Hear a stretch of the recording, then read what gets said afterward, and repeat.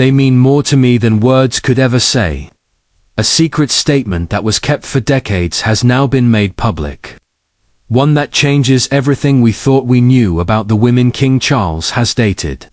He finally told the truth about the woman who really had his heart when he was 76 years old. And it's not who anyone thought it would be. Past hurts, feelings that were hidden, and a love that never went away have all come flooding back. Everyone is shocked and wondering, who could this woman be? Come with us as we try to figure out this strange relationship that never ended. Friendship, love, and death. While making a confession, King Charles said something that shocked a lot of people. Camilla had always been there for him, no matter what. She stuck with him even though the public and her family were critical, and she had to deal with tough royal duties. When Charles talked, the words he used hinted at something deeper, something that went beyond his well-known bond with Camilla. When he spoke, he opened up about a painful part of his life that he had never talked about before. He talked about a person he loved, but never got to spend time with as they got older. At first, a lot of people thought he was talking about Camilla. She had been close to him for many years. They were both in their 70s, and had grown together. They had been through a lot together. Their lives had been shaped by many problems, tasks to the public, and changes in the royal family. Some people thought he might have been talking about his ex-wife, Princess Diana, who died in 1997. People all over the world talked about how bad their marriage was because it was so public.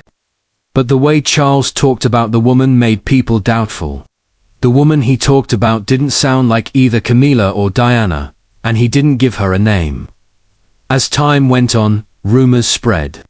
There were people who thought Charles had secretly loved someone whose name had never been made public.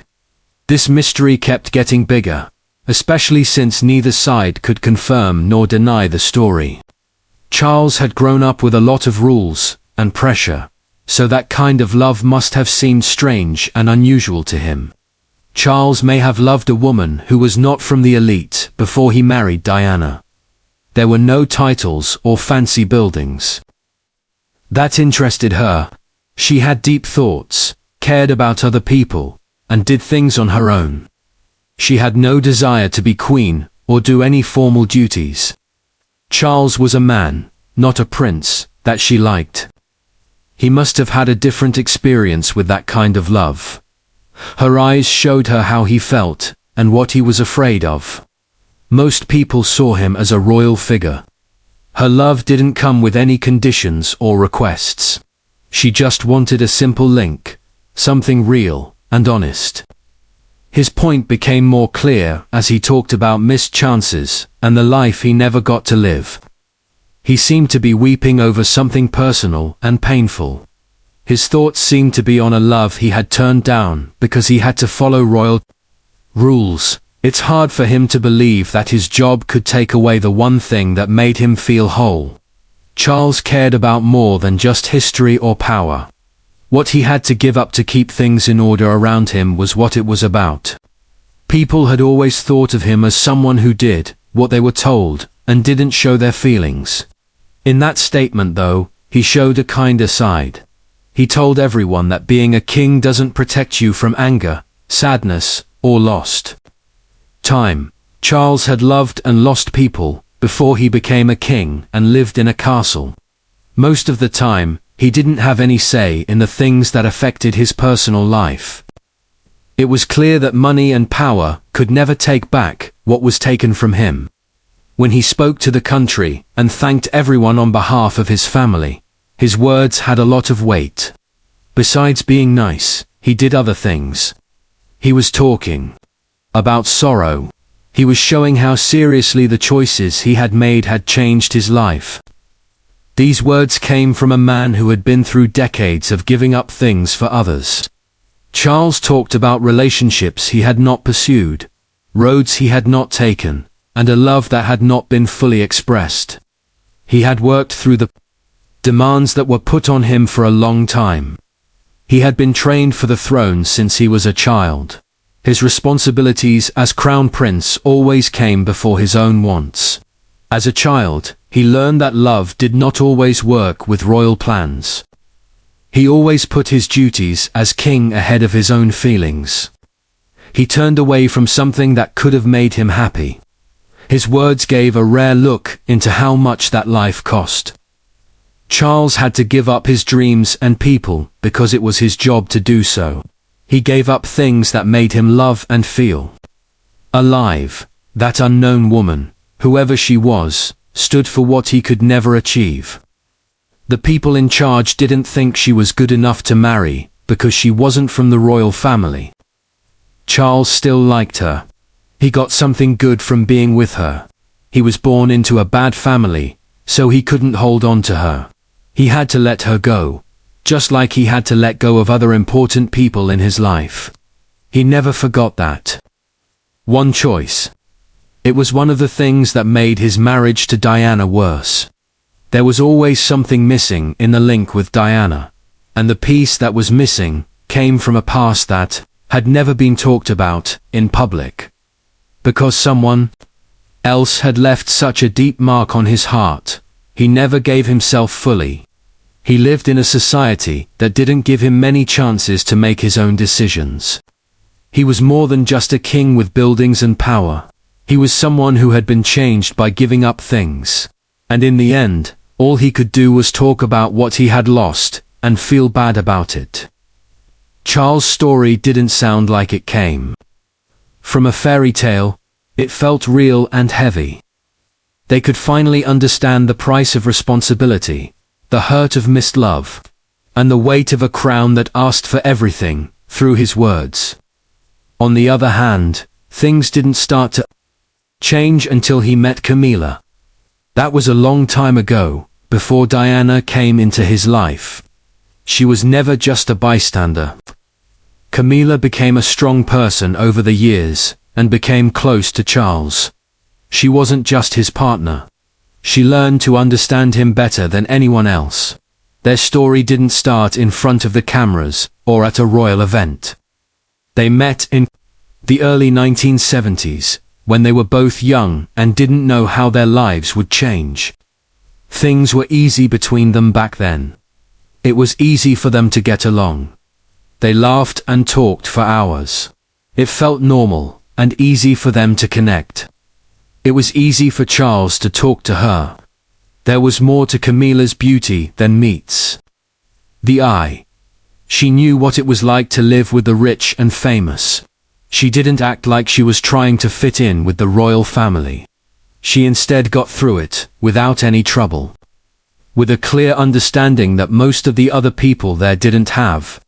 Charles never hid anything from Camilla, not even in the beginning. They didn't need to say much to bond. Love showed in little ways, like how they smiled at each other, paid close attention, and made room for each other. But love didn't always get them what they wanted. Charles had to do things. He had to marry someone from the right background, because he was going to be king one day. They had to fit the picture. The royal family wanted to keep up. That wasn't how Camilla was. Because of this, there was a lot of opposition to their union. The royal family wanted Charles to marry a woman from a noble family. Camilla was pushed out of that plan, even though they talked about it. So, Charles married Lady Diana Spencer. In 1981, after he got out of the Navy. On the outside, it looked like a great match, but on the inside, it wasn't quite right. Charles still had feelings for Camilla even after he married Diana. Camilla also got married around the same time. When I talk to you today, I'm filled with deep sadness. Her Majesty the Queen, my loving mother, was an inspiration to me and everyone in my family, her whole life.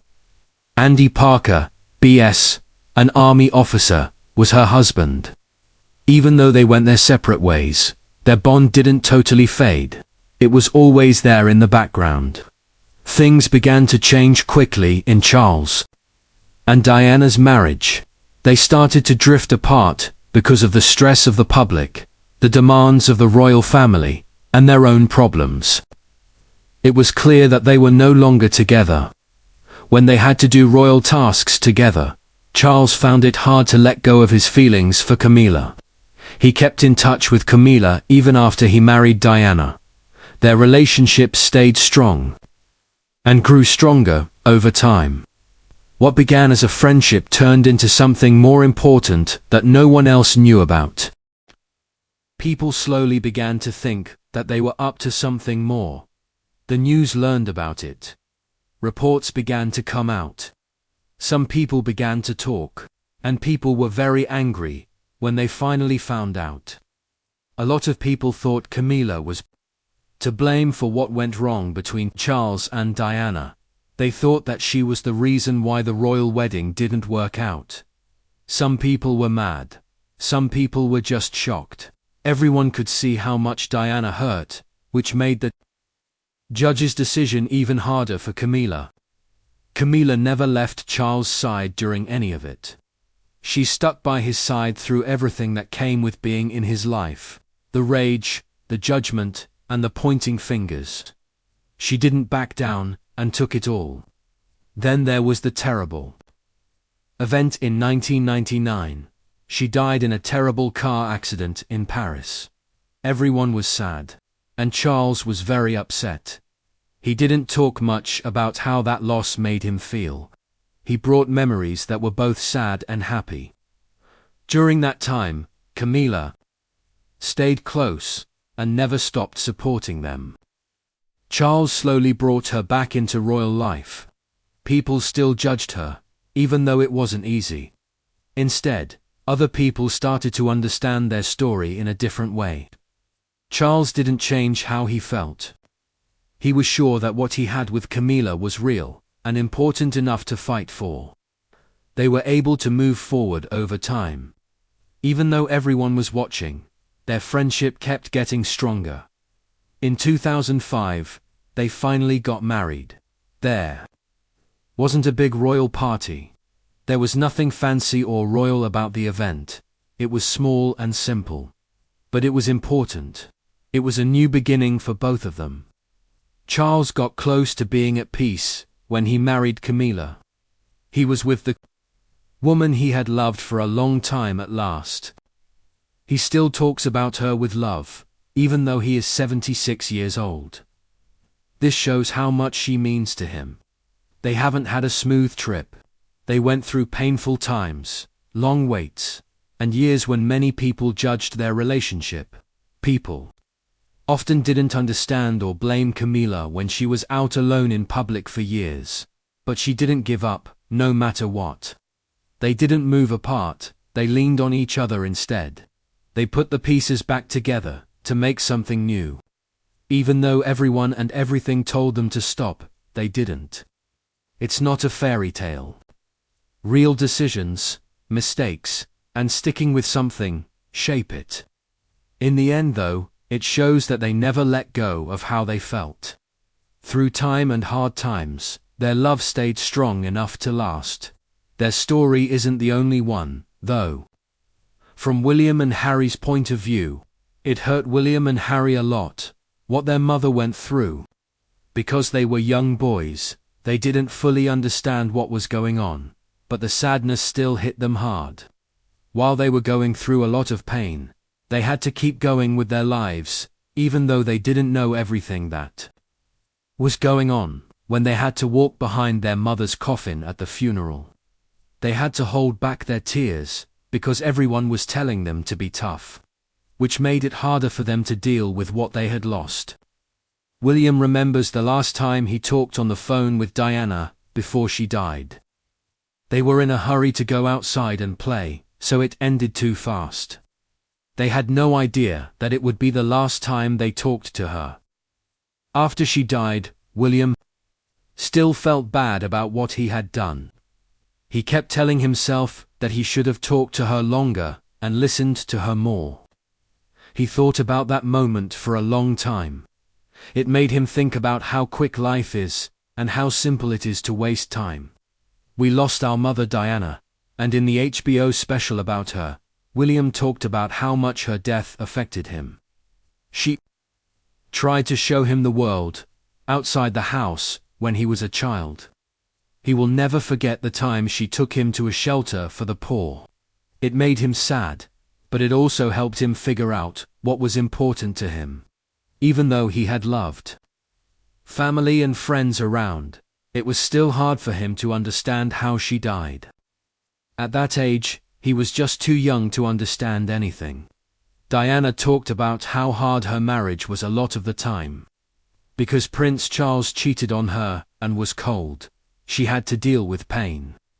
Being that emotionally far away made things worse for her. There must have been friction between William and Harry as kids, even if they didn't fully understand it at the time. They can see things better now that they are adults, though. After reading the notes and thoughts their mother left in her private journals, they can really understand how hard things were for her. Diana wrote about how sad she was while she was a member of the royal family. Most of her sadness came from the end of her relationship with Charles. The things she wrote helped people understand who she was and what she went through. William and Harry may have a different view of their father now that they know about her diaries. That's how they've felt about him over the years. They honor him as their father and as a future king, but they can't forget how he hurt their mother. The things she went through have changed how they see him.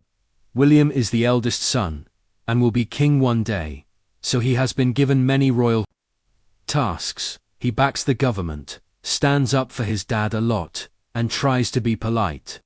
But he may be carrying the weight of what his mum said, and her pain inside him.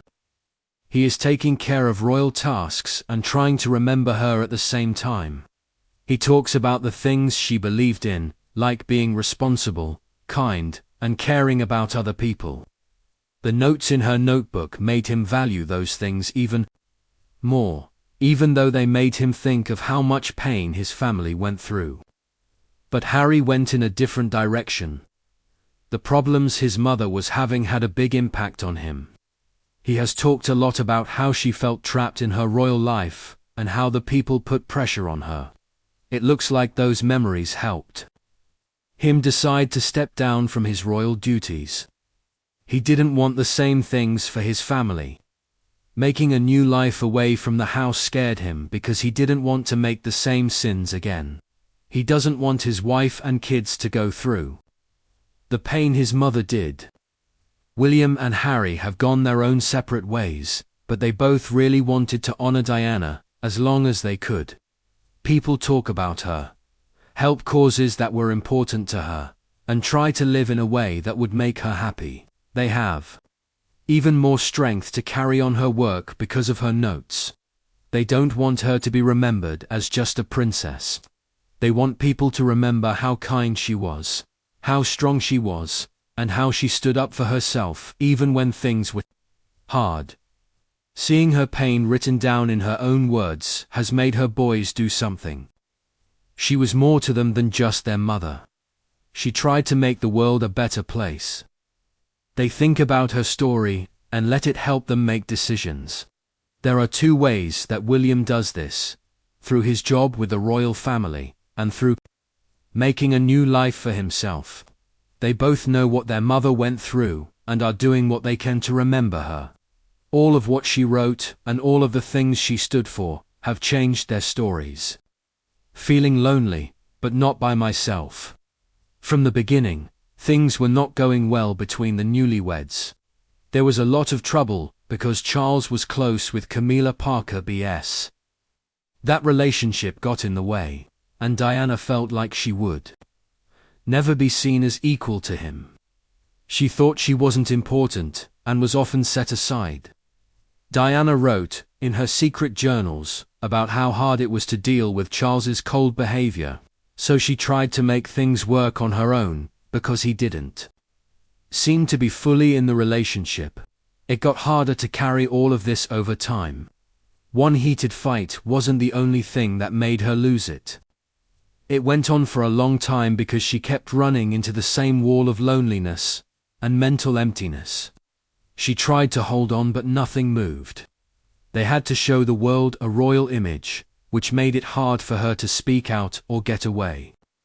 Some people thought she would smile and be a great wife and mother. She had been putting aside her own wants and feelings, though. She wrote about how she felt in her diaries. She wrote about how lonely it was to love someone who didn't seem to love her back, even after she made it clear that she didn't like how close Charles was getting to Camilla. People are very sad about Queen Elizabeth's death because she lived a good life and kept her word. I promised to serve you all for the rest of my life again today. The problem kept coming up. There was one dispute that brought everything to the surface. She said that fight was one of the worst things that had ever happened to her because it made her feel so seen and hurt. It took away all the stress and pain she had been feeling for years. It looked like Charles didn't get how she felt. They were often brushed off by him, as if she were exaggerating. It got worse when people responded in this way. Diana felt ignored and not important. Whenever she tried to talk about her worries in a clear and calm way, he tried to avoid the subject. He stopped talking about it and left her to figure things out on her own. She wrote that she had cried, talked to him, told him everything, and even begged him to see things her way. But it didn't help. The stress of being a princess made things even worse, while she was a mother and did things for the public eye. She didn't have much time or energy for her own needs. In one of her journals, she wrote about how hard it was to speak out in a palace where rules and standards seemed to hide her voice. It was written that Charles had made fun of her in public and laughed at her in a mean way. She remembered that moment. He might have thought it was funny, but it hurt her a lot and made her very upset. Diana felt like she couldn't fully be herself because she was squished. She became angry and frustrated because of these things. She could not hide how she felt any longer. To finally get her voice back, she wrote down the words "go to hell." She hadn't let her thoughts out for a long time. She was now ready to talk. There was more to her than being Charles' wife. She was unique and wanted to be heard. She was sick of being used as a filler in other people's lives. Diana also thought that Charles didn't like how successful she was. He seemed to move away as everyone fell in love with her. After they got married, she became well known very quickly. Her beauty, grace, and kindness made people all over the world respect her. Charles didn't get proud, though. He grew cold. He felt bad because more people were looking at her than at him. The attention from the public made their already weak relationship even weaker.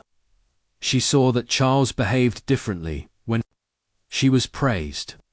She thought it was hard for him to handle how much people liked her. It hit her when they were out in public. He didn't like how the crowd reacted to her. She thought Charles became angry and even jealous. Things got worse for him. Whenever she worked, he would make fun of how she looked or speak badly about it. He said that her fame was due to how she looked and how young she was, not to anything else. The words stuck with her and made her feel lost. He always seemed to be busy and not willing to help her. Diana wanted her husband to treat her with love and respect. She often thought he was trying to bring her down instead. She began to think that he would only be with her if it made him look good as a king. She didn't think he really cared about her. She thought he was using her fame to protect the royal family's name. Charles didn't want to face the truth about their marriage, she thought. In the meantime, he didn't let his pride get in the way of any personal connections. In the end, these habits made it impossible for them to fix their marriage. Diana had to deal with the pain all by herself. She tried to keep everything together while fighting back tears in public. She was tired on the inside. Things weren't working after she tried to fix them. She never got the love she wanted. And all that was left was her own written record of her pain. I got lost in the dark. Diana and Charles had problems with their marriage, and one big reason for that was his love for Camilla Parker BS. They didn't just start dating later, it had always been there, and Diana was crushed by it. Diana knew what was going on before anyone else did. She knew what Charles really felt in his heart. She couldn't figure out what was going on between him and Camilla. It came up over and over, but Charles never gave her a clear answer. She was even more confused because he would just brush it off, or not care about it. It was where she wrote down many of her thoughts. She tried to deal with the feelings she had every day in those pages. She talked about how she felt like something was controlling her, and she couldn't get away from it. Charles always went back to Camilla, even when she tried to make things better or keep her marriage together. She was crushed inside. She was stuck in a marriage that didn't make her feel good, but she had to keep a happy face for other people. She was falling apart on the inside. It wasn't just Charles that made her mad. The whole thing made her mad. It didn't feel like her life. Behind royal walls, she hid her own pain, and now she smiles at public events. She began to have problems with bulimia and bad thinking. It became a way for her to deal with the stress and sadness that were building up inside her. The rest of the world didn't see this side of her. Instead, she held herself with style and ease. Things were very different behind that picture, though. She wrote in her secret notes that she felt ignored by the people around her. It seemed like no one was there, not even Charles, the person she lived with and was meant to depend on. It made her feel left out and unwelcome. She was often with a lot of people, but she didn't feel attached to any of them. That feeling didn't go away. It went from room to room with her. In spite of everything going wrong around her, she felt like she had to stay perfect and keep it all together every day. Her sadness grew as things in her marriage got worse. She got to a point where she thought about ending everything. She will always remember the time she stood at the top of the stairs in Kensington Palace and thought about what she could do. She wrote about how tired she was of lying, taking it out on other people, and being thought of as unimportant. Even though she had a lot of people around her, she felt very alone. It made her want to stop everything. Her bulimia got worse. After it started as a way for her to deal with her feelings, it turned into a small part of her life that she could manage while everything else fell apart. It gave her a strange kind of order in the middle of her chaotic life, but it hurt. It was harder because Charles talked about how heavy she was. He said things to her that made her feel ugly, and she kept those words in her head. They made her feel bad about herself, because she couldn't stop thinking about them. She wrote that she didn't feel seen or important. It was never enough for her to meet expectations and do the right thing. Charles didn't think she was good enough for him. She tried very hard not to use her eating problem as a way to punish herself, but it worked every time. She began to think of herself as the issue that needed to be fixed. It was written that she wanted to disappear because she thought that if she shrunk, the pain would go away too. She was having a hard time in her head and body, as these words showed. In her diary, she wrote about how lonely she really was. She wasn't just sad, it made her feel alone. Help didn't come even when she asked for it. She thought no one cared after that. She had to handle everything by herself. Every part of her life put pressure on her. She felt stuck because Charles was cold and being a member of the royal family was hard. It was a heavy load that made her fall over. Her eating problem got worse and took her to dark places when she was sad, under a lot of stress, and felt like she wasn't wanted. Still, Diana was strong even when things were very hard for her. The things she wrote showed that she hadn't given up. She told herself over and over that she wouldn't give up, even when things looked impossible. She thought other people didn't see how strong she really was. Having faith helped her get through some of the worst times. Her life was hard, full of broken hearts, and marked by deep sadness. Even with all of that, she found ways to keep going. Diana's problems were kept secret for a long time, but her diaries made it clear what she really went through. They showed how much pain she hid while acting tough in public. There was disappointment, stress, and being alone for her. She was strong enough to stand on her own, though. The way she wrote her story showed how she was trying to keep herself together, even though everything around her was pulling her apart.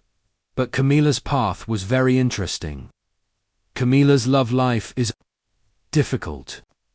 In 1947, on her 21st birthday, she promised the Commonwealth in a broadcast from Cape Town that she would serve her people for the rest of her life, no matter how long or short it was.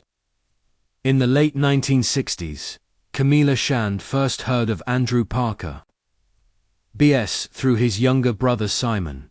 Simon had started working at Camilla's father's wine shop in Mayfair at that point. Andrew, on the other hand, was a lieutenant in the Blues and Royals, which is a highly regarded British Army unit. Their relationship didn't start out of the blue. It moved slowly and changed a lot over the years. They broke up a few times, but they always found their way back to each other. Their relationship wasn't always stable, but it kept going and got stronger with each step. In 1973, The Times printed an article saying that Andrew and Camilla were going to get married. But a lot of them thought that their families had stepped in and taken over. There were rumors that Andrew or Camilla hadn't been asked about the news before it was made public.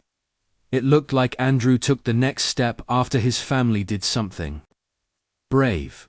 The two people then went ahead with their wedding plans.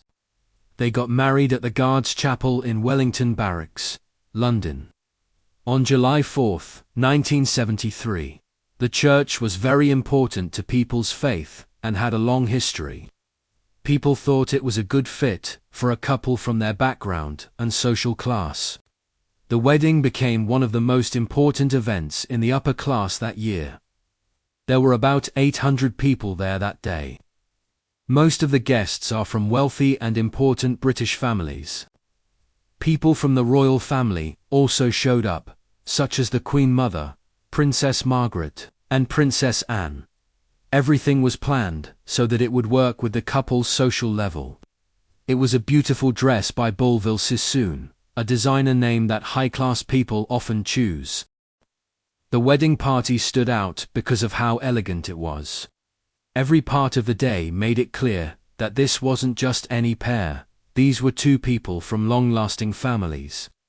Drew was 33 years old, and Camilla was 25 years old when they got married. They settled down in the country after getting married, and lived a life typical of the British upper class. Beerhyde Manor, in Ollington, a village in Wiltshire, was their first home. There was peace and privacy in the house.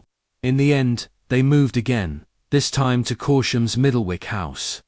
They were able to get away from the noise of the city and enjoy nature in both houses. Over the next few years, they had 2 children. On December 18, 1974, their son Tom was born. Laura, their daughter, was born on January 1, 1978.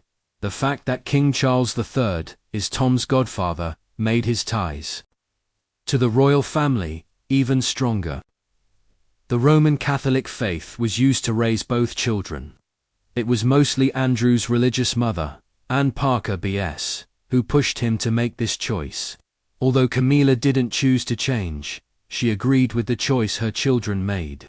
The marriage started to fall apart over time. It didn't happen all at once, but as the years went by, they became farther apart. It was clear that things were going badly by the beginning of the 1990s. They chose to get a divorce. In December 1994, after living together for more than 20 years, their love had been dying for a long time before that. Over time, they began to live different lives and go in different ways. Camilla also lost her mother around the same time. The process of getting a divorce went quickly. In January 1995, the case was filed at the High Court Family Division in London. After a few months in March, the divorce was official. Andrew didn't stay single for long. He married Rosemary Pittman again in 1996. They stayed together until 2010, when Rosemary died. Camilla met Prince Charles before she married Andrew. In the middle of 1971, they met for the first time. In that moment, Andrew took a short break from Camilla and began seeing Princess Anne. Camilla and Charles were often seen together in public places, but they weren't officially met until Lucia Santa Cruz, a friend of both of them, set them up. They met at Santa Cruz's house, and things moved quickly after that. They got closer over time.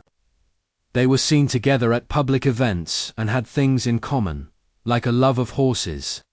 That they both came from similar places made it easy for them to understand each other. They grew closer, and Charles even met Camilla's family. She also met some of his family.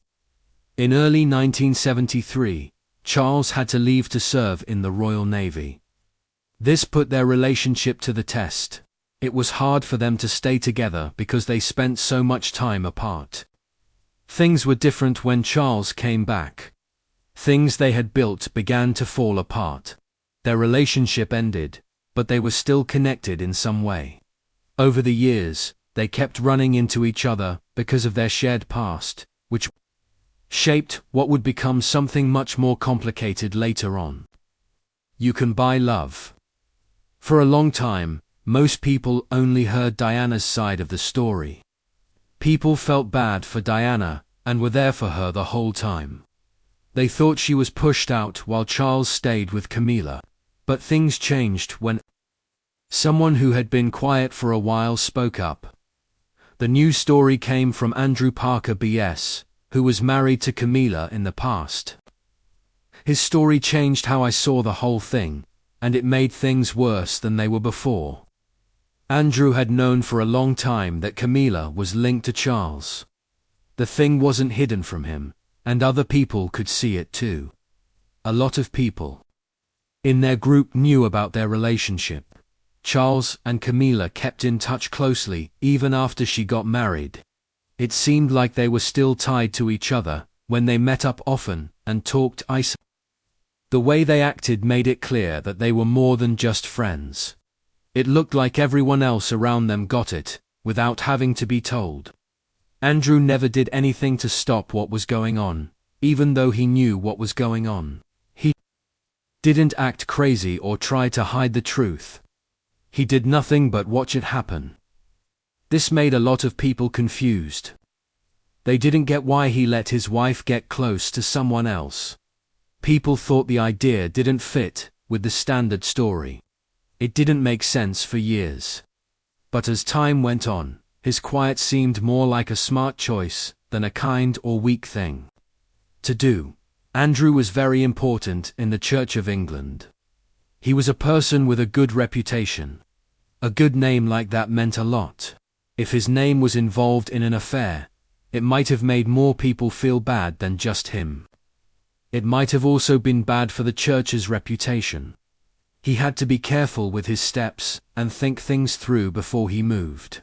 On the other hand, he might not have been quiet just to protect his image. It looked like there was another reason, one that was more personal, and might have been better for him. Some people think Andrew didn't say anything because it helped him. He kept a relationship with the royal family by not making a fuss about what was going on. Charles's kids from his marriage to Camilla stayed close to him, and that had some good effects. Many people think that the kids got help, maybe even money, and access to things that most families could only dream of. even though nothing was made public. These things were big. It was the kind of help that could make things easier and open up new doors. If even one of these things is true, it's scary. Royal funds are used for government work and public service. They aren't meant to help kids from a secret marriage or hide the hurt caused by an affair, but it looks like some of that money was used for selfish reasons. There were a lot of people who were already angry about how Diana was treated, who felt even worse when they heard this. People became even more angry and lost even more faith in the royal family. Also, the time when Andrew and Camilla chose to end their marriage was very telling. In March 1995, they no longer were married. It wasn't just any time. Just 1 year after that, Charles and Diana also got a divorce. It looked like plans had been made ahead of time, based on the timing. There was no sign that either marriage was ending on its own. Little by little, it looked like the pieces were being moved to make things easier for Charles and Camilla. Andrew said that their marriage didn't end because they were having problems. It ended instead, so that everything else could go smoothly. Camilla had to leave her husband before Charles and Diana split up. That way, she'd be ready to stand by Charles after Diana was gone. Because the timing was so good, people began to think that this plan had been in the works for a long time, even before anyone saw it coming. People had already been mean to Camilla for years, because she was seeing Charles. A lot of people blamed her for Diana's pain. Things looked even worse when Andrew's side of the story came out. If he was right, Camilla wasn't just a bystander. Her part in making the way she got closer to Charles may have been bigger than she thought. It changed how the story felt. It stopped sounding like a love story, and more like a wealth move. People don't know if Andrew was really a victim, or if he chose to go along with everything because it gave him something in return. He did say that the way things went hurt him. We still don't know what his part is in the whole story. He didn't say anything, or try to stop what was going on. It's possible that he got more by taking a step back than he lost. People had always been interested in the story of Charles and Camilla, but after hearing Andrew's take on it, they understood it in a new way. Any longer did it seem like a simple case of sadness. It looked like the choices were well thought out ones made by people interested in their future. What people used to see as loss and pain now saw as a well thought out plan, based on power, control, and greed. What do you think about this love triangle that is so complicated? Describe your thoughts in the space below. Like and subscribe to this channel if you like this movie. Watch the other videos on your screen before you leave.